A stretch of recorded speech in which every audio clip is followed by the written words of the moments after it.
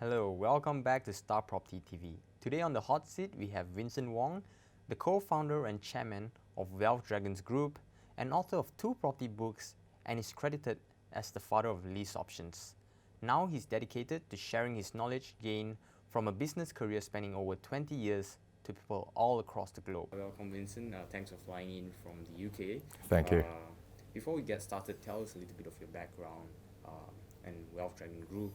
Yeah. What are you guys trying to accomplish, and basically let the viewers know. Okay, well, thank you for having me, first of all. I've been in property for a good 18 years of my life, and I started off with very little money, knowing very little. Originally, I was qualified as a pharmacist working in the community, serving people, and one day I found my calling in property. I just realized this is something that I wanted to do. So I started building my portfolio slowly, and then at the time, finance was very easy to obtain. I think that goes for most countries in the world. A lot of people were investing in properties. So the timing was very good. So I started building a lot of properties and adding them to my portfolio. And then one day I realized that I don't just want to buy assets, I want to add value to people. So in my property business, I started finding property deals for investors and helping them do deals. And in the process of doing that, I also helped homeowners. A lot of them wanted to move on very quickly in their life. So I was doing a lot of win-win deals. So in 2008, when the financial crisis began, that's when I discovered the biggest opportunity, in which most people were struggling to get finance. And I realized it's not just about getting money from the bank. So I discovered other ways of doing property deals, and so I published my book called The Wealth Dragon Way when I met my business partner John Lee, and I really were out on a mission to spread our message that no, look, you don't actually need to borrow from the bank. It's all about deal making. It's about going back to the property fundamentals, away from the bubble, and you can do deals that are win-win without using mortgage finance. So we published our first book called The Wealth Dragon Way, and recently my book is called Property Entrepreneur. And my company, Wealth Dragons, is about teaching people the education that they don't get from school. You know, how to become more wealthy in terms of moral wealth and monetary wealth. Interesting, and this is your second now. Tell us a little bit, what's the message and the inspiration behind the book? Well, pretty much this is my life philosophy in property investing. And I feel that fundamentally there are different types of investors. There are people who speculate in real estate thinking, well, where is the next hot spot to invest in? This book is about treating property as a business that would involve the fundamentals of sales and marketing and finding real value, knowing the true value of assets.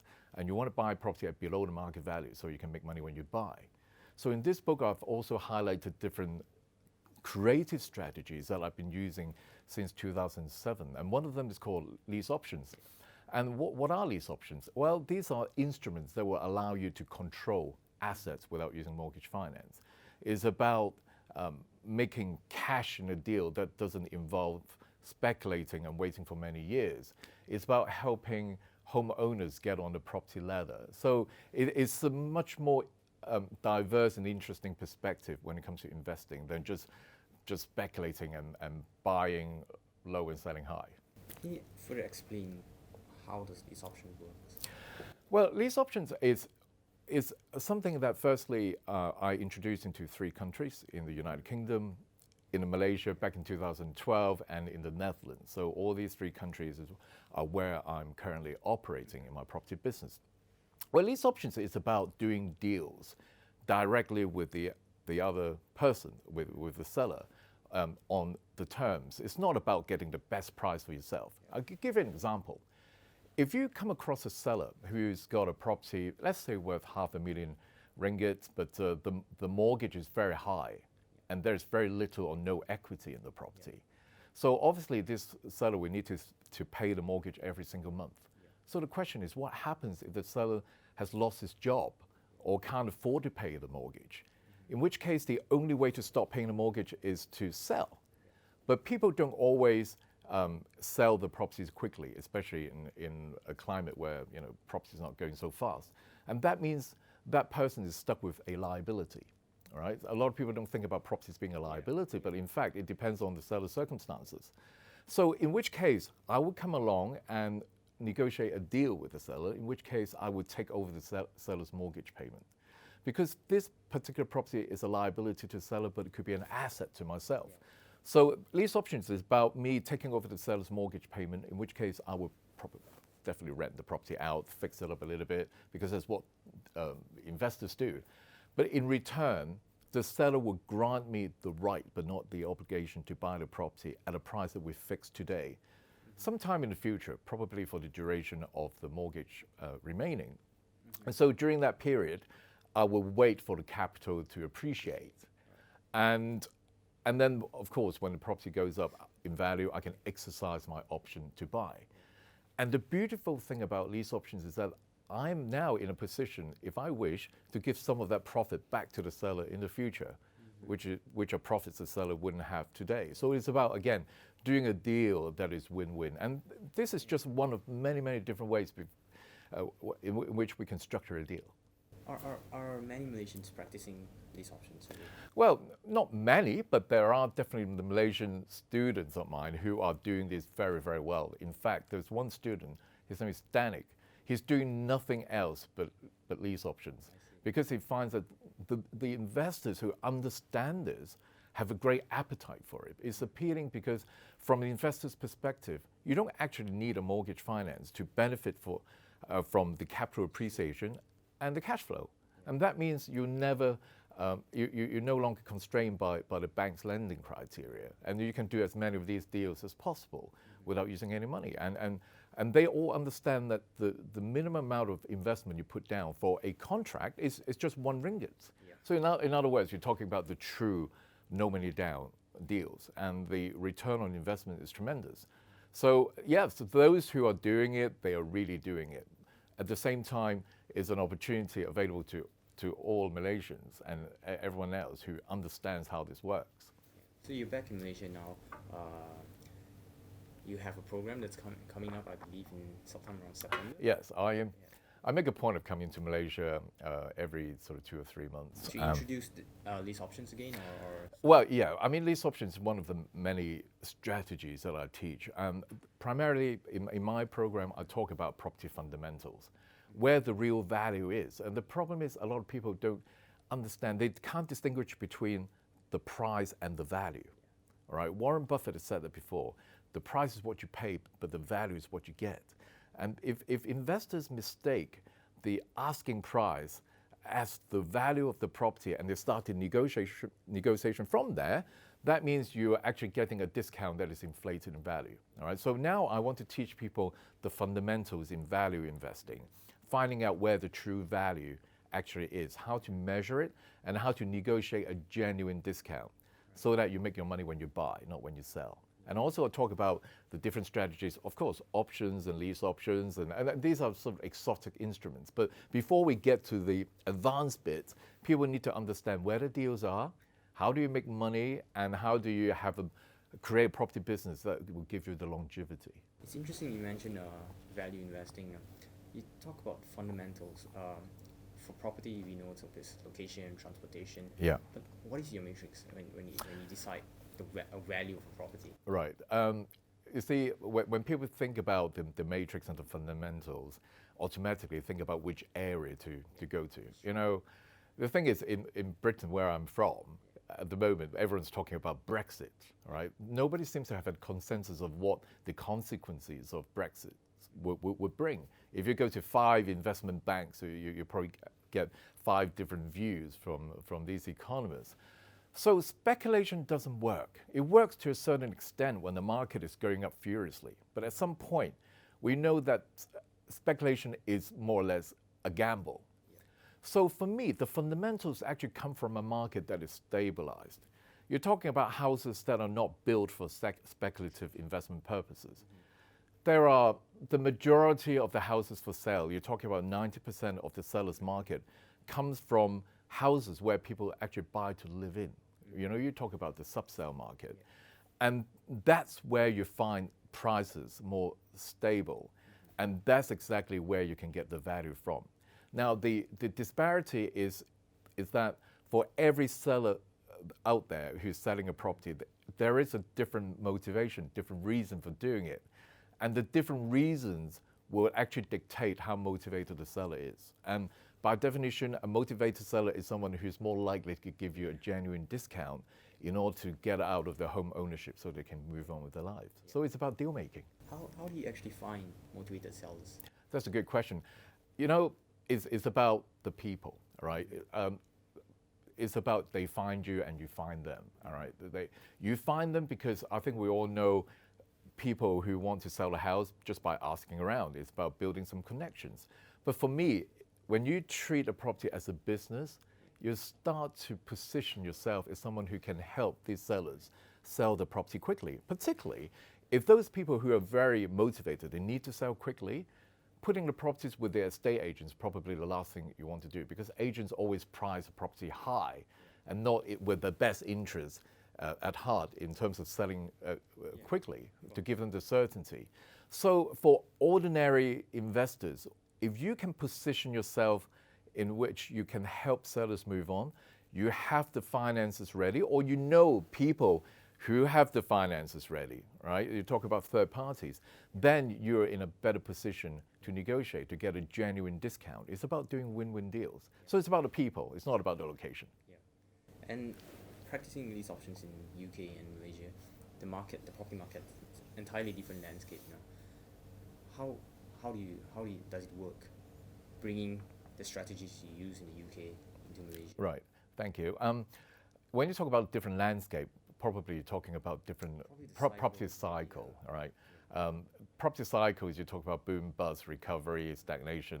It happens in every single country. And that's the reason why my strategies work, because it's not based on the economic cycle. It's not due to the economy or the property market. It's about the people, right? The people, when you have direct contact with the sellers, you can negotiate on the terms. It's about structuring a solution that is win-win. You can help them move on and you can make money at the same time. Because ultimately in property, it's about making money, right, for yourself and through capital appreciation and through the cash flow, right? A lot of times you don't have to just rely on the mortgage to do it. If you know how to negotiate deals and structure deals that are win-win on the terms, then they can move on and you can actually benefit from these two things, capital appreciation and cash flow, right? So it's about finding the people, it's about positioning yourself. So you talk about lease options, helping probably desperate sellers, motivated sellers, you help them with their mortgages until the time where you'd want to buy it from them. Yeah. So does this mean that people, the man on the street with not much in their coffers, cannot implement this strategy? What if I don't have that kind of cash flow or a robust financial health? How can I take part in these options? Well, thank you. You see, it's not about how much cash you have. The idea of doing deals in property, when I started in property, I had literally no money. I lost all my money in the first dot-com boom back many years ago. Yeah. So I understood the danger of speculative bubbles, right? I experienced it myself. It's about helping people, all right? You can help sellers structure deals by taking over the mortgage, all right? You don't need money to take over a mortgage. For example, one of the strategies that we do is called rent-to-rent, right? Rent-to-rent is about finding the landlords who are not professional landlords. They might just stumble across an opportunity or a situation in which they need to rent the property out. So what we do is we rent the property from them and guarantee them fixed rental every month and the maintenance, because they probably don't want to deal with all these maintenance issues and tenants. But we will rent the property out for more money. All right, now you have vehicles like Airbnb, or you can rent out the rooms on an individual basis. So I just simply manage the property for the seller, and then I benefit from the rental cash flow. And that does not involve any money. It just involves a bit of time and a bit of skill, all right? But if you've got knowledge in lease options, you'll probably negotiate an option on top of this that will give you the capital appreciation. So again, that does not involve any money. So because the rules have changed now, by learning the new strategies, it puts people on a level playing field. It doesn't matter whether you're completely new. I've had students who have got bad credit history. They come from other countries that will not qualify them for a mortgage, right? And I've got people who are students, and I've also got very experienced property millionaires who are stuck and they don't know how to move forward because they can no longer get mortgage finance. So it's not about having how much money, all right? And in fact, when you treat property as a business, you know, once you find the value, the money will find you. So to do well in these options, what are the most important skills an individual must have? Right. The first thing is you have to have the motive to help people. It's your intent. That firstly, it's not just about looking out for yourself. It's about understanding the seller's situation, right? And these sellers, by the way, they all have the same situations in every country. I'm sure in Malaysia, you have people who've lost their jobs, who're going through a divorce, and you know, which are unfortunate situations, but they happen in every country. So just by focusing on this basis, you know that the strategies work because it's about the people's situations, right? So the attributes would be, you have to be able to communicate. You have to do it in such a way that you don't put any jargon in so that a 6-year-old would understand it, because a seller would never have heard of something called lease options. Yeah. So when I teach these strategies, you need to firstly have direct contact with the seller, because you can't do deals on the terms through an estate agent or through an auctioneer. You have to have direct contact with the seller. Who's the most important person of the whole equation? You want a deal, it makes sense to go to the source, not through someone else, right? So that's the important thing. And secondly, you need to understand the contracts, the system, how it works, right? Because the contracts are what will allow you to do deals without using money on the terms. You need to understand the seller's circumstances. It's not about going out to do lease options. It's about understanding what is the seller's situation and what instruments have I got available to help them. So you structure a deal. And you need to be able to communicate in such a way that you don't confuse the seller, right? If you confuse them, you lose them. All right. And what are your thoughts on the Malaysian property market right now and in the years to come? That's a very good question. What are my thoughts? I've been thinking the same, that I don't want to sound like I know it all. Obviously, I'm not Malaysian. I don't live here. But being an investor with 20 years of experience behind me, I've seen different boom and bust. And the thing about a boom cycle is that, you know, when people are in a bubble, they don't know they're in a bubble. Yeah. And I just feel that because the new build sector is so saturated, and it seems like everyone's scraping from the same barrel, of the bottom of the same barrel, it just becomes so overheated. And when I one day overheard a conversation in an exhibition where one property investor asked her friend, how much above the market value is reasonable from the developer? So people are talking about buying at above the asking price or the market value in order to just get in. Then I realized there's something not quite right. And I've been looking at the subsale market in Malaysia. I was just thinking, why are people not investing there? Which is something that I'm most familiar with. I think the answer to that is people don't know how.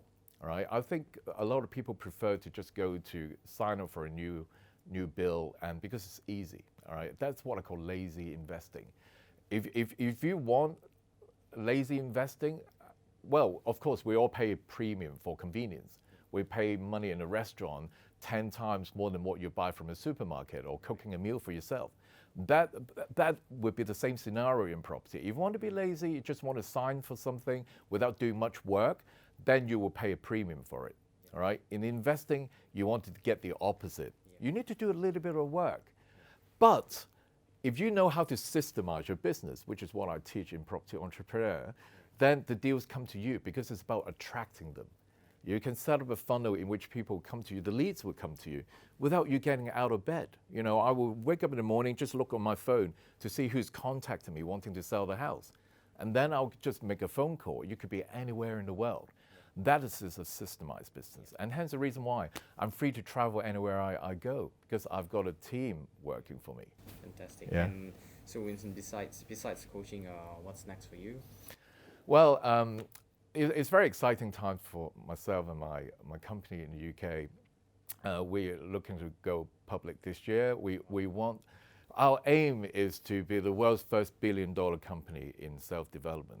It's not just about us. We believe self-development would benefit everybody. We could all be happier, and we could be all wealthier and more spiritual and fitter in every way, except that people always feel that, oh, it's not for me, I don't think there's another way. There is another way, all right? I want to spread this message to everywhere in the world. All right, it's been a fascinating conversation. We certainly wish you well, and that's all for us for the program today. As always, I'm Jonathan Roberts from Star Property TV. See you next time. Thank you. Thanks.